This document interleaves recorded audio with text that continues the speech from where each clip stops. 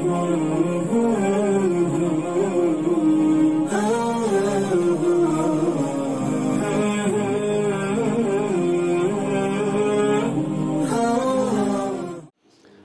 باللہ السمیع العلیم من الشیطان الرجیم بسم اللہ الرحمن الرحیم قال اللہ سبحانہ تبارک و تعالی فی کتابہ المبین وہو اصدق الصادقین بسم اللہ الرحمن الرحیم جاء الحق وزهق الباطل ان الباطل کان زہوقا۔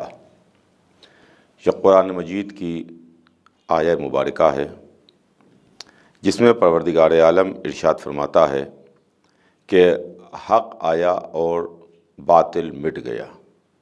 باطل تو مٹنے والی چیز تھا ہی۔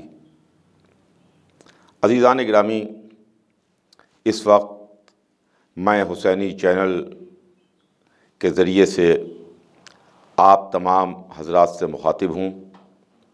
سب سے پہلے میں آپ تمام حضرات کو، حسینی چینل کے تمام ناظرین کو، حسینی چینلز کے تمام اراکین کو اور تمام محبان اہل بیت کو اپنے زمانے کے امام حضرت حجت امام آخر علیہ السلام کی ولادت کی مبارکباد پیش کرتا ہوں۔ عزیزان گرامی، جیسا کہ پروردگار عالم کا ارشاد ہے کہ حق آیا اور باطل مٹ گیا، اور باطل تو مٹنے والی چیز تھا ہی۔ یہ قرآن کا اعلان ہے کہ حق آیا اور باطل مٹ گیا۔ دیکھیے، یہ قرآن نے اعلان کیا ہے، قرآن کا دعویٰ، قرآن کا اعلان، قرآن میں کہی ہوئی بات کبھی غلط نہیں ہو سکتی۔ یہ بات ہمیشہ ہمیشہ کے واسطے ہے اور صبح قیامت تک کے واسطے ہے۔ لیکن اگر ہم غور کریں اس آیہ مبارکہ پر تو ہماری سمجھ میں آئے گا کہ حق آنا تو سمجھ میں آتا ہے کہ حضور سرور کائنات اس دنیا میں تشریف لائے، گویا حق آیا۔ مولا کائنات علی ابن ابی طالب علیہ السلام اس کائنات میں ظاہری طور پر تشریف لائے تو گویا حق آیا، اسلام آیا، دین آیا، مذہب آیا، پیغام الہی آیا، شمع لا الہ الا اللہ کو حضور سرور کائنات نے روشن فرمایا، گویا حق آیا۔ لیکن قرآن کہتا ہے کہ باطل مٹ گیا، اور باطل تو مٹنے والی چیز تھا ہی۔ تو باطل کا مٹنا ابھی ہماری سمجھ میں نہیں آتا، اس لیے کہ جب حضور سرور کائنات دنیا میں تشریف لائے تو کافر موجود تھے، اللہ کا انکار کرنے والے موجود تھے۔ جب رسول اللہ نے شمع لا الہ الا اللہ کو روشن کیا اور اپنے کو پہچنوایا تو رسالت کا انکار کرنے والے تھے۔ مولا کائنات علی ابن ابی طالب علیہ السلام کے منکر، ان کا انکار کرنے والے تھے۔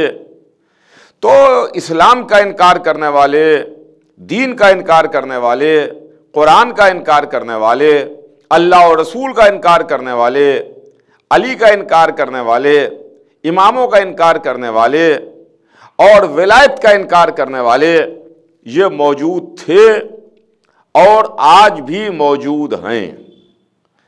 تو پھر یہ قرآن نے دعویٰ کیسے کیا کہ حق آیا اور باطل مٹ گیا؟ دیکھیے، کبھی کبھی فیوچر کی بات بتائی جاتی ہے، مستقبل کی بات بتائی جاتی ہے۔ قرآن وہ کتاب ہے جو صبح قیامت تک کے واسطے ہے۔ اس قرآن میں جو بھی بتایا گیا ہے، قرآن میں جو باتیں کہی گئی ہیں، وہ باتیں صبح قیامت تک کے واسطے ہیں۔ ایسا نہیں ہے کہ قرآن میں جو کہا گیا وہ صرف آج سے 1400 برس پہلے ہی کے واسطے تھا۔ نہیں، ایسا نہیں ہے۔ اس لیے کہ آج 2023 میں جو ہو رہا ہے یہ بھی قرآن میں موجود ہے، کل جو ہوگا وہ بھی قرآن میں ہے۔ اس لیے پھر قرآن کا دعویٰ ہی کہاں رہ جائے گا کہ ہر خشک و تر کتاب مبین میں موجود ہے۔ تو اب معاملہ یہ ہے کہ حق آیا اور باطل مٹ گیا، یہ بات سمجھ میں نہ آتی اگر عقیدہ مہدویت نہ ہوتا، امام آخر علیہ السلام پر عقیدہ نہ ہوتا، محمد کے آخری نائب اور جانشین کے اوپر ہمارا ایمان نہ ہوتا، ہمارا عقیدہ نہ ہوتا۔ حضور سرور کائنات نے ارشاد فرمایا کہ میرے بعد میرے 12 خلیفہ ہوں گے، سب کے سب قریش سے ہوں گے۔ جناب جابر ابن عبداللہ انصاری کو بتایا، اور رسول اللہ نے اپنے بعد آنے والے اپنے نائبین کے بارے میں بتایا، نام لے کے بتائے، القاب بتائے کہ دیکھو میرے بعد علی ہوں گے، علی کے بعد حسن ہوں گے، حسن کے بعد حسین ہوں گے، حسین کے بعد علی ابن الحسین ہوں گے۔ یہ سلسلہ چلتا رہا یہاں تک کہ حضور سرور کائنات نے فرمایا کہ جابر سنو، سب سے آخر میں وہ آئے گا جس کا نام میرا نام ہوگا، جس کا لقب میرا لقب ہوگا، جو آ کے دنیا کو عدل و انصاف سے اسی طرح سے بھر دے گا جس طریقے سے وہ ظلم و جور سے بھری ہوئی ہوگی۔ تو رسول نے ایک آنے والے کی خبر پہلے ہی دے دی، رسول نے ایک آنے والے کے بارے میں پہلے ہی بتا دیا۔ تو جن کی خبر ہمیں حضور سرور کائنات نے دی ہے کہ جو رسول کے آخری نائب اور رسول کے آخری جانشین ہیں، جن پر ہمارا عقیدہ ہے، جن پر ہمارا ایمان ہے، اگر ان کے اوپر عقیدہ نہیں ہوگا تو قرآن کی یہ آیت ہرگز ہرگز سمجھ میں نہیں آ سکتی ہے۔ اسلام کے 73 فرقوں میں 72 فرقوں کا شانہ ہلا کر کے آپ پوچھئے، معلوم کیجئے اور ان سے کہیے کہ تم ہمیں یہ بتاؤ کہ اس قرآن کی آیت کا مطلب کیا ہے کہ حق آیا اور باطل مٹ گیا، اور باطل تو مٹنے والی چیز ہے۔ باطل کب مٹا، باطل کب فنا ہوا، وہ کون سا دن ہے کہ جس دن اس صفحہ ہستی سے باطل کا وجود مٹ گیا ہو، باطل کا وجود خالی ہو گیا ہو؟ وہ کون سا دن ہے، کون سا زمانہ ہے جب یہ زمین خدا باطل کے وجود سے پاک ہو؟ تو اسلام کے 73 فرقوں میں اگر کوئی جواب دے سکتا ہے، وہ اکیلا ہمارا فرقہ ہے جو جواب دے سکتا ہے۔ ہم غلامان اہل بیت جواب دے سکتے ہیں، اس لیے کہ ابھی باطل مٹا نہیں ہے۔ محمد کا آخری جانشین محمد جب آئے گا، حجاب غیب سے آئے گا، خانہ کعبہ سے ظاہر ہوگا، اس وقت جب امام غیب سے تشریف لائیں گے، ظہور فرمائیں گے، اس وقت باطل مٹ جائے گا، باطل طاقتیں ختم ہو جائیں گی، شیطان ختم ہو جائے گا، شیطان کی کارگزاریاں ختم ہو جائیں گی، اور زمین پاک ہو جائے گی، ظلم سے پاک ہو جائے گی، ناانصافیوں سے پاک ہو جائے گی، باطل سے پاک ہو جائے گی، جھوٹ سے پاک ہو جائے گی، نجاستوں سے پاک ہو جائے گی۔ تو سب سے پہلے ہمیں وہ عقیدہ رکھنا ہے جس کی خبر ہمیں حضور سرور کائنات نے دی ہے۔ دیکھیے یہ معاملہ بالکل اس طرح سے آپ سمجھتے چلیے کہ سلسلہ نبوت میں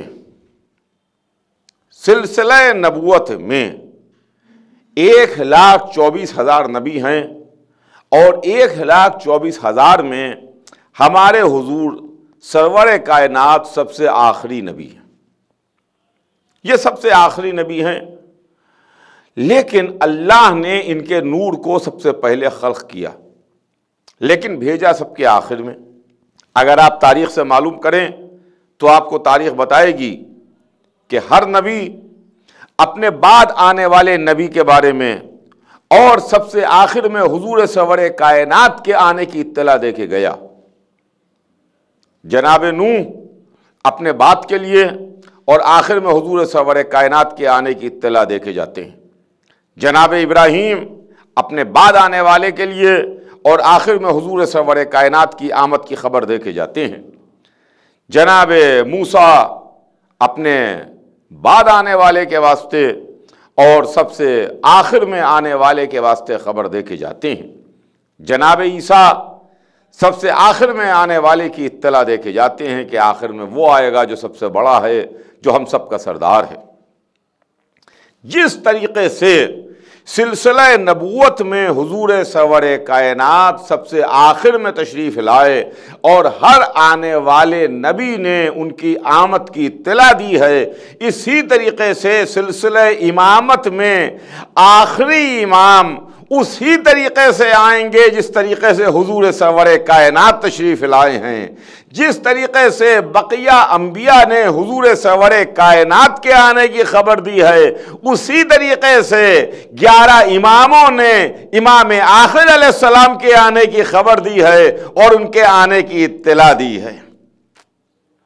وہ سلسلہ نبوت کا آخری محمد تھا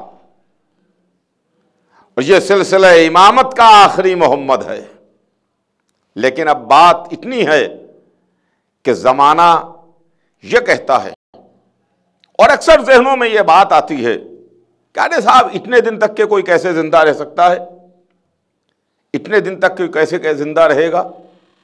تو پہلی بات تو آپ یہ سمجھیے کہ زندگی اور موت، جینا اور مرنا یہ آپ کے اختیار میں نہیں ہے، یہ آپ کے کنٹرول میں نہیں ہے کہ انسان کیسے جیے اور کیسے مرے، کتنے دن زندہ رہے اور کتنے دن کے بعد ختم ہو جائے۔ زندگی اور موت آپ کے اختیار میں نہیں ہے، زندگی اور موت ہے خالق کائنات کے اختیار میں، خالق موت و حیات کے اختیار میں، اللہ کے اختیار میں ہے۔ تو پہلی بات تو یہی ہے کہ جب ہمارے اختیار میں نہ زندگی ہے، نہ ہمارے اختیار میں موت ہے، نہ اپنی مرضی سے ہم زندہ ہیں، نہ اپنی مرضی سے ہمیں موت آئے گی، ہمارا خالق جب چاہے تب ہمیں موت آئے، ہمارا خالق جتنے دن ہمیں زندہ رکھنا چاہے اتنے دن ہم زندہ رہیں گے۔ تو اللہ نے ایک کو زندہ رکھا جو سلسلہ امامت کا آخری ہے، مگر میں اپنے تمام ناظرین کو، اپنے تمام سننے والوں کی خدمت میں یہ بات عرض کروں، بڑی توجہ کے ساتھ سماعت فرمائیے گا کہ جو لوگ زندہ ہیں ہمارے اسلامی عقیدے کے لحاظ سے، جو ہمارا اسلامی عقیدہ ہے، مسلمان رہتے ہوئے، اسلام پر رہتے ہوئے، لا الہ الا اللہ کہتے ہوئے، محمد رسول اللہ کہتے ہوئے، ایک مسلمان کی حیثیت سے ہمارا عقیدہ یہ ہے، ہم کس کس کو زندہ مانتے ہیں؟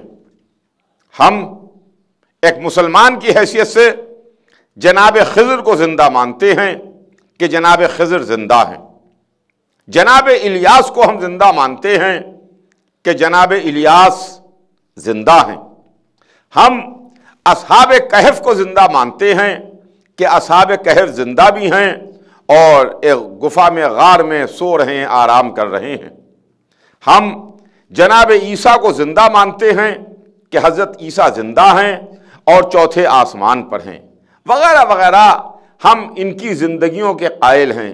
خضر کو زندہ مانتے ہیں، الیاس کو زندہ مانتے ہیں، اصحاب کہف کو زندہ مانتے ہیں، حضرت عیسیٰ کی زندگی کے قائل ہیں، کو زندہ مانتے ہیں۔ ہے کسی مسلمان میں اتنا دم جو انکار کر سکے کہ حضرت عیسیٰ زندہ نہیں ہیں، حضرت خضر زندہ نہیں ہیں، حضرت الیاس زندہ نہیں ہیں، یا اصحاب کہف زندہ نہیں ہیں؟ اگر وہ انکار کر دے تو دائرہ اسلام سے خارج ہو جائے گا، مسلمان نہیں رہے گا۔ یہ سب جو نام میں نے جو آپ کی خدمت میں لیے، یہ حضور سرور کائنات سے سینکڑوں برس پہلے کے نام ہیں۔ حضرت خضر جناب موسیٰ کے زمانے میں، الیاس، اصحاب کہف بہت پہلے، حضور سرور کائنات سے سینکڑوں برس پہلے کہ یہ واقعات ہیں، اور یہ نام رسول اللہ کی آمد سے سینکڑوں برس پہلے کے ہیں۔ جو لوگ زندہ ہیں اور غائب ہیں، ہمیں نظر نہیں آتے، اس فہرست میں سب سے آخری نام ہمارے امام کا ہے۔ غور فرمائیے گا، اس میں سب سے آخری نام ہمارے امام کا ہے، امام آخر حضرت صاحب عصر و زمان علیہ السلام۔ تو اب یہی بات تو ہماری سمجھ میں نہیں آتی، اور عالم اسلام کی دوہری پالیسی ہماری عقل میں نہیں آتی کہ جو لوگ حضور سرور کائنات سے سینکڑوں برس پہلے کے ہیں، ان کی زندگی کا تو عالم اسلام قائل ہے، جو محمد کا بیٹا اور آخری جانشین ہے، اور وہ جو غائب ہیں اور زندہ ہیں اس فہرست کا سب سے آخری ہے، اس کی زندگی کا انکار ہے۔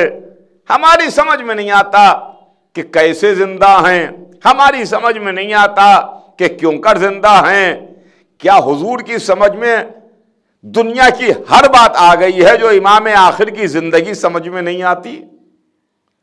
دیکھیے، یہ صرف اور صرف عداوت اہل بیت ہے، یہ صرف اور صرف اہل بیت سے دشمنی ہے، یہ صرف اور صرف امامت سے دشمنی ہے کہ جو لوگ حضور سرور کائنات سے سینکڑوں برس پہلے گزرے ان کی زندگیوں کا اقرار ہے، اور جو حضور سرور کائنات کا آخری نائب اور جانشین ہے اس کی زندگی کے لیے لگ بھگ 250 سال پہلے، 250 سال بعد ہیں حضور ہمارے آخری امام، ان کی زندگی کا انکار ہے کہ صاحب ہمیں ان کی زندگی سمجھ میں نہیں آتی۔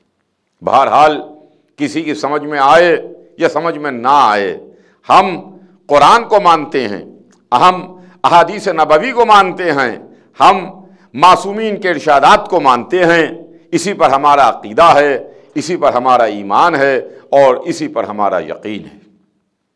لیکن بہرحال یہ خوشی کا موقع ہے، ایک مسرت کا موقع ہے۔ زمانہ اپنے امام سے، زمانے کے امام سے کبھی خالی نہیں رہ سکتا، جس زمین حجت خدا سے کبھی خالی نہیں رہے گی، اس زمین پر کوئی نہ کوئی حجت پروردگار رہے گا جو کائنات پر اختیار رکھتا ہو۔ زمین حجت پروردگار سے خالی نہیں رہ سکتی ہے۔ وہ پردے میں ہیں، ہمیں نظر نہیں آتے۔ آپ غور فرمائیے، توجہ چاہوں گا کہ پردہ کوئی ویسا پردہ نہیں ہے کہ جو کہیں پر پردہ لگا ہوا ہو، پردہ پڑا ہوا ہو، مخمل کا پردہ ہو، بہترین کامدار پردہ پڑا ہو، بہترین کرٹن لگا ہوا ہو، اس کے پیچھے حضرت تشریف فرما ہوں، ہم کہیں کہ صاحب یہ جو ریشمی پردے لگے ہوئے ہیں اس کے پیچھے حضرت تشریف فرما ہیں۔ ایسا نہیں ہے۔ دیکھیے، بات کو سمجھنے کی کوشش کی جائے تو بہت آسانی سے بات سمجھ میں آ جائے گی۔ پردہ وہ پردہ نہیں ہے کہ جو ہمارے گھروں میں لگے رہتے ہیں اور ہمارے گھروں میں پڑے رہتے ہیں۔ پردہ وہ پردہ ہے جو ہماری نظروں پر پڑا ہوا ہے، ہماری نگاہوں پر ہے۔ ہماری نگاہوں میں کتنے پردے ہیں؟ جہالت کے پردے ہماری نگاہوں پر پڑے ہوئے ہیں۔ علم کی روشنی جب ہوتی ہے تو وہ جہالت کے پردے ہٹ جاتے ہیں، علم کی روشنی سے چیزیں دکھائی دے جاتی ہیں۔ آپ جس کو نہیں سے پہچانتے وہ آپ کے سامنے سے گزر جاتا ہے، آپ نہیں پہچان پاتے کہ کون میرے سامنے سے گزر گیا۔ اگر کوئی اس کو پہچاننے والا آپ کے پہلو میں کھڑا ہے اور اس نے بتایا کہ آپ ان کو نہیں پہچانتے، یہ فلاں صاحب ہیں، تو آپ کا جواب یہ ہوتا ہے نہیں میں نہیں جانتا۔ اچھا، یہ فلاں صاحب ہیں، میں نہیں پہچانتا، میں نہیں جانتا۔ یہی معاملہ حضرت کے ساتھ بھی ہے کہ چونکہ ہم ان کو پہچانتے نہیں ہیں، اس لیے ہم نہیں سمجھ پاتے کہ یہ ہمارے امام ہیں۔ نہ جانے کب کس مجلس میں، کب کس جلوس میں، کب کس روضے پر، کہاں کہاں کن کن مقامات مقدسہ پر جب ہم زری کا طواف کر رہے ہوں، جب ہم زیارت پڑھ رہے ہوں، اس وقت ہماری ان کی ملاقات ہو، مگر چونکہ ہم پہچانتے نہیں ہیں لہذا ہم نہیں پہچان پاتے کہ وہ کون ہیں۔ چونکہ اور کوئی دوسرا پہچانتا بھی نہیں ہے اس لیے ہم کو پہچانوانے والا بھی تو کوئی نہیں ہے۔ ہمارے اوپر فرض ہے کہ ہم اپنے امام کے ظہور کے لیے اور تعجیل ظہور کے واسطے زیادہ سے زیادہ اللہ کی سرکار میں دعا کریں۔ بس اختتام پر میں اپنی بات عرض کر کے وہ بات کو مکمل کروں کہ حدیثوں میں ہے کہ امام تشریف لائیں گے اور پشت خانہ کعبہ سے ظاہر ہوں گے۔ یہ بھی ایک عجیب اتفاق ہے کہ ہمیں پہلا امام بھی کعبے ہی سے ملا تھا اور آخری امام بھی کعبے ہی سے ملے گا۔ امام اول بھی پشت کعبہ ہی سے ملا، امام آخر بھی پشت کعبہ ہی سے ملے گا۔ خانہ کعبہ کی دیوار جب شق ہوئی ہے تو وہ دیوار پشت کعبہ کی تھی، اور جب امام تشریف لائیں گے تو پشت خانہ کعبہ سے ظاہر ہوں گے اور دیوار سے ٹیک لگا کے کھڑے ہو جائیں گے۔ آسمان سے حضرت عیسیٰ اتریں گے اور حضرت عیسیٰ اتر کے سب سے پہلے امام کے ہاتھ پر بیعت کریں گے۔ دیکھیے، معصوم ہے عیسیٰ اور معصوم ہیں ہمارے امام، سب سے پہلے معصوم کے ہاتھ پر معصوم بیعت کرے گا۔ عیسیٰ محمد کے بیٹے کے ہاتھ پر بیعت کریں گے، امام آخر کے ہاتھ پر بیعت ہوگی، اور اس کے بعد بیعت کا سلسلہ شروع ہو جائے گا۔ لوگ آئیں گے، جوق در جوق آئیں گے، امام کے ہاتھ پر بیعت کریں گے، اور اس کے بعد جب نماز کا وقت ہوگا اور مصلی بچھے گا اور نماز کی امامت کی بات آئے گی تو امام حضرت عیسیٰ سے کہیں گے کہ آپ نماز کی امامت فرمائیے، تو حضرت عیسیٰ ہاتھ جوڑ کے پیچھے ہٹ جائیں گے کہ بھلا ایسا کہاں ممکن ہے کہ آپ کی موجودگی میں امامت کروں، آپ نماز پڑھائیں، میں آپ کے پیچھے نماز پڑھوں گا۔ تو وہ عجیب و غریب منظر ہوگا کہ امام نماز پڑھا رہا ہوگا، عیسیٰ پیچھے نماز پڑھ رہے ہوں گے۔ یہ منظر ابھی چشم فلک نے دیکھا نہیں ہے، یہ منظر ابھی کعبے میں نظر نہیں آیا ہے، لیکن جس طریقے سے مخبر صادق کی اطلاع پر ہم نے اللہ کو مانا، مخبر صادق کے کہنے پر ہم نے جنت کو مانا، ہم نے آخرت کو مانا، ہم نے اسلام کو مانا، ویسے ہی ہمیں اس پر بھی عقیدہ اور ایمان رکھنا چاہیے۔ ہم اپنی ان آنکھوں سے تو وہ منظر نہیں دیکھ سکتے، پتہ نہیں ہم زندہ رہیں یا نہ رہیں، لیکن تصور کی نگاہوں سے ضرور دیکھ سکتے ہیں کہ کعبے میں کیا حسین منظر ہوگا، کہ جب کعبے میں ایک ایسی بھی نماز ہوگی جہاں امامت کرنے والا امام ہوگا اور نبی کا مصلی پیچھے ہوگا۔ ہم اللہ کی سرکار میں دعا کریں کہ معبود پالنے والے، اگر ہماری زندگی میں بھی وہ دن آ جائے تو کتنی خوش قسمتی کی بات ہوگی، ہمارا مقدر، ہمارا شرف ہوگا۔ اسی کے ساتھ ساتھ میں ایک مرتبہ پھر آپ تمام حضرات کو اپنے زمانے کے امام کی ولادت کی مبارکباد پیش کرتا ہوں، اور حسینی چینل کا بہت بہت شکریہ ادا کرتا ہوں کہ جو یہ خدمت انجام دے رہا ہے چینل، اور جناب رفعت عالم صاحب ہر موقع پر امام کی ولادت ہو، امام کی شہادت ہو، مجلسیں ہوں، محفلیں ہوں، قصیدہ خوانیاں ہوں، ہر موقع پر یہ تبلیغ ہو رہی ہے اس چینل کے ذریعے سے۔ اللہ ان کو اور ان کی توفیقات میں اضافہ کرے، اور میں مبارکباد پیش کرتا ہوں آپ تمام حضرات کو۔ زمانے کی امام کی ولادت بہت بہت مبارک ہو۔